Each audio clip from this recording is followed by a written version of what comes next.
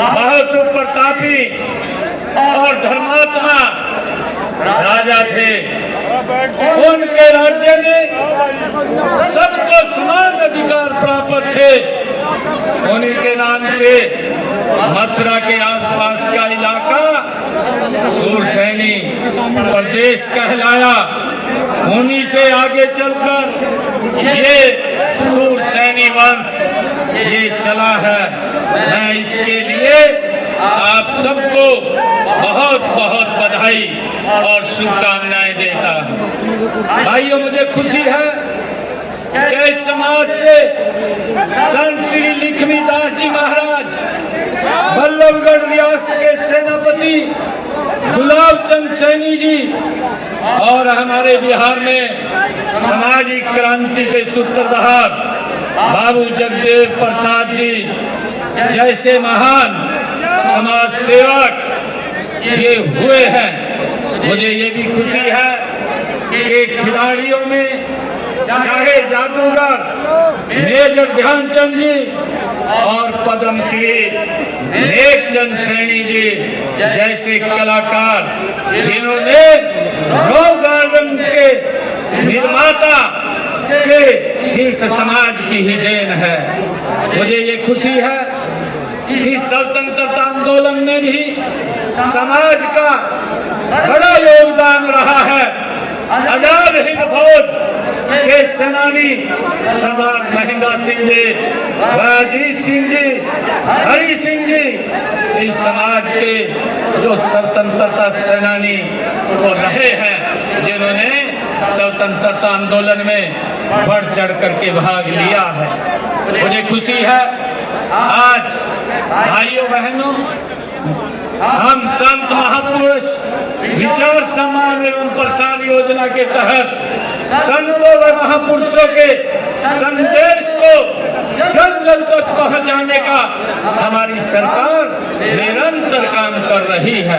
महाराजा सूरसैनी जयंती का आयोजन ही इसी योजना का एक कड़ी है। महापुरुषों द्वारा दिखाए गए मार्ग पर चलते हुए हम हरियाणा एक इस भावना से सभी वर्गों के कल्याण व उत्थान के लिए निरंतर हमारी सरकार कदम उठा रही है। मुझे खुशी है आप लोगों के बीच में आज बताते हुए कि हमारे बहुत ही आदरणीय प्रधानमंत्री श्री नरेंद्र मोदी जी के कुशल नेतृत्व में सबका साथ, सबका विकास, सबका विश्वास और सबका प्रयास की नीति पर हमारी सरकार आगे बढ़ रही है। गरीबों का कल्याण उत्थान हमारा संकल्प था, संकल्प है और संकल्प रहेगा।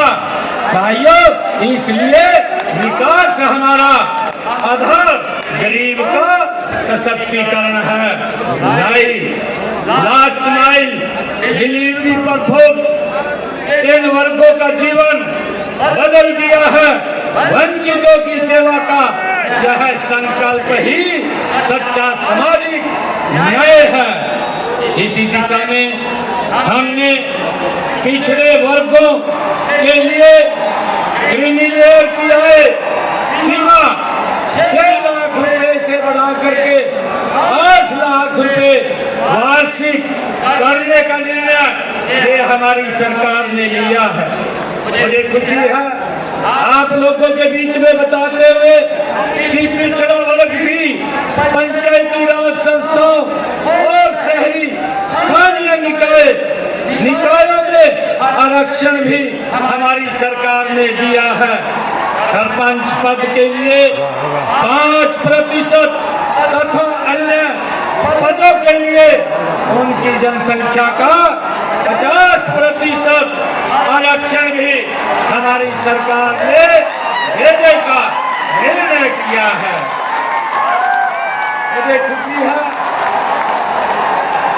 मुझे खुशी है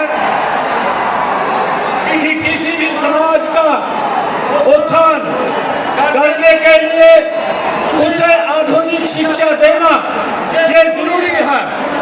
इसलिए हमने हरियाणा पिछड़े वर्गों को शैक्षणिक संस्थाओं तथा नौकरियों में दाखिले में भी 27% का आरक्षण देने का निर्णय ये हमारी सरकार ने किया है।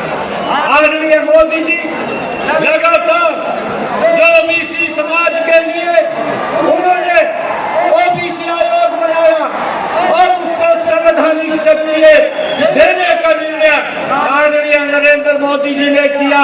मुझे खुशी है आज ओबीसी समाज के जो हमारे पिछड़े समाज के भाई बहन हैं उनके बच्चों को चाहे सैनिक स्कूल है, चाहे केंद्रीय विद्यालय है, चाहे नवोदय विद्यालय है, ऐसे स्कूलों में भाइयों 27% का आरक्षण ये देने का लाभ ये आदरणीय नरेंद्र मोदी जी की सरकार ने भाइयों किया है।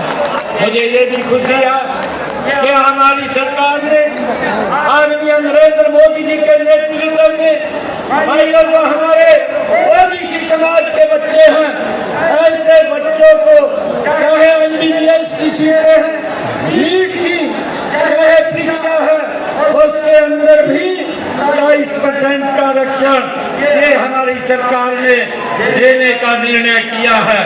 मुझे ये खुशी है आप लोगों के बीच में बताते हुए कि गरीब के लिए बच्चों की पढ़ाई का खर्च उठाना भी बहुत मुश्किल था, इसलिए पिछड़े वर्गों के 3 लाख रुपए तक वार्षिक आय वाले परिवारों के बच्चों के लिए हमने ये निर्णय किया है कि देश में पढ़ाई के लिए 15 लाख रुपए तथा विदेश में पढ़ाई के लिए 20 लाख रुपए तक का ऋण 4% ब्याज पर देने का निर्णय भी ये हमारी सरकार ने किया है।